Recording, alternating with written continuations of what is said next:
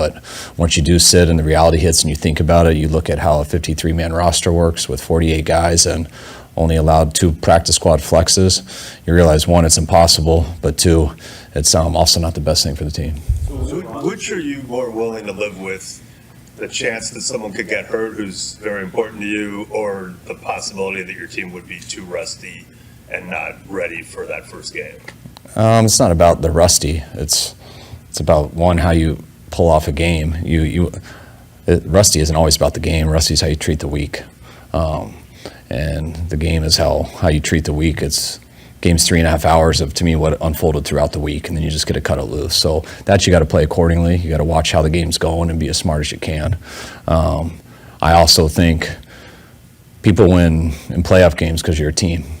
And yes, good players put you over the hump and everything, but you want to rest a good player, go watch what happens to all the other role players.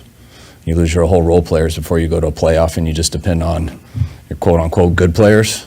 You're going to be a lot of trouble there too. So it is what it is.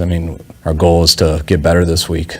Our also goal is to not have anyone injured, which we're going to, but both of those are at risk. We're going to work our hardest to do it, but resting the obvious ones sometimes can be the reason you lose, because you lose all guys that you need to win that game. What allows big players to kind of do stuff that put teams over the hump that fans can see is a lot of what happens with all the other guys who do a lot of the dirty work and stuff that give you a chance. So everyone's so important when you go through a playoff run.